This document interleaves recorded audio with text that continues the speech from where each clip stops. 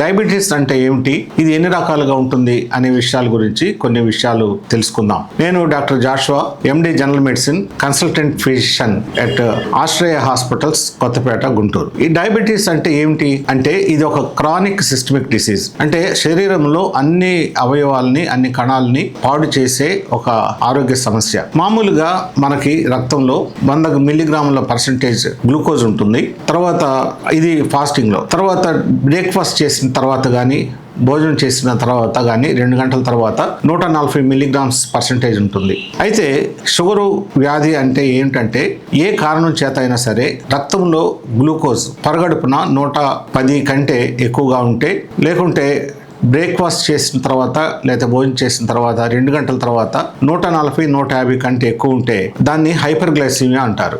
ఈ hyper glycaemia అనేది అన్ని అవయవాల మీద, అన్ని కణాల మీద దుష్ప్రభావం చూపించి అనేక రకాలైన ఆరోగ్య సమస్యలను కలుగ చేస్తూ ఉంది. ఈ హైపర్ గ్లైసిమియా ఎక్కువ కాలం దీర్ఘకాలికంగా ప్రొలాంగ్డ్ పీరియడ్స్ ఉంటే దానిని డయాబెటీస్ మిల్లెటస్ అంటారు. ఇప్పుడు డయాబెటీస్ ఎన్ని రకాలుగా ఉంటుంది అనేది చాలా మందికి సందేహం ఉంటుంది. మొదటిగా టైప్ 1 చూసుకుంటే ఇది చిన్న పిల్లల్లో కానీ యంగ్స్టర్స్ లో, అంటే 10-15 సంవత్సరాలు, 20-25 సంవత్సరాల వయసు లోపల ఉన్న వారికి వస్తుంది. దీంట్లో ఏమిటంటే ఇన్సులిన్ అనేది పూర్తిగా తయారు కాదు, లేకపోతే సరిపోయినంతగా తయారు కాదు. దీని వలన ఏమవుతుందంటే రక్తంలో షుగర్ బాగా పెరిగి హైపర్ గ్లైసిమియా వచ్చి శరీరంలో అనేక రకాలైన ఆరోగ్య సమస్యలు వస్తాయి. దీనికి ఇన్సులిన్ ఇవ్వటం ఒకటే మార్గం. రెండవ రకం టైప్ 2 డయాబెటీస్.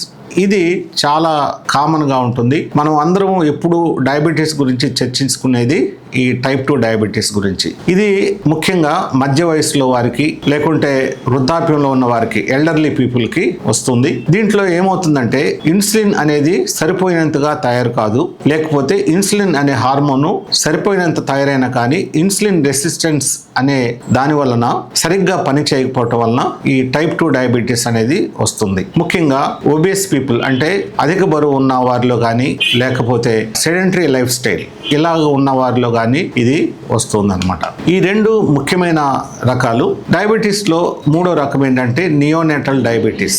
అంటే పుట్టిన దగ్గర నుండి 28 రోజుల వరకు నియోనేట్స్ అంటారు, అంటే నవజాత శిశువులు. 6 నెలల వరకు కూడా ఇది రావచ్చు.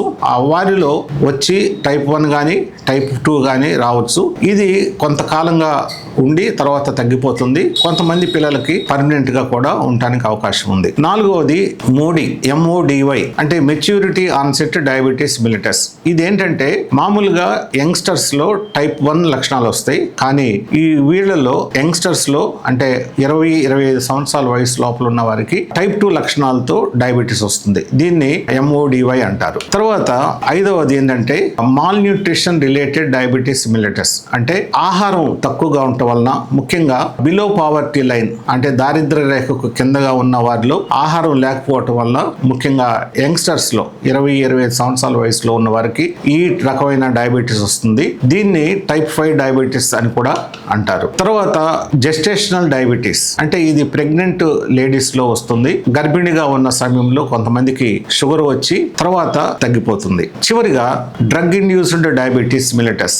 ఇది కూడా మనకి చాలా ప్రాముఖ్యమైనది, చాలా మందికి వస్తుంది అనమాట. మనం పేషెంట్స్, అంటే మానసిక స్థితి సరిగ్గా లేని వారు వాడే మందుల ద్వారా కానీ, ఆ తర్వాత ఎటినలాల్ అనే బీపీ టాబ్లెట్ వాడేవారిలో కానీ, డయూరిటిక్స్ అంటే యూరిన్ ఎక్కువ అవటానికి వాడే మందుల్లో కానీ, తర్వాత స్టెరాయిడ్స్ వాడే వాళ్ళల్లో కానీ ఇది ఎక్కువగా కనిపిస్తుంది. ఈ స్టెరాయిడ్ ఇండ్యూస్డ్ డయాబెటీస్ మిల్లెటస్ లో దానికి కొన్ని ముఖ్యమైన ఉదాహరణలు ఏంటంటే ఆటో ఇమ్యూన్ డిసీజ్, అంటే ముఖ్యంగా ఉదాహరణకి రొమటాయిడ్ ఆర్థరైటిస్, కీళ్ల వాతం, ఇంకా దానికి సంబంధించిన జబ్బుల్లో ఎక్కువ కాలం మనం స్టెరాయిడ్స్ వాడితే స్టెరాయిడ్ ఇండ్యూస్డ్ డయాబెటీస్ అనేది వస్తుంది. తర్వాత ఈ మధ్య మనకు కోవిడ్ అనే జబ్బు కూడా చూసాం కదా.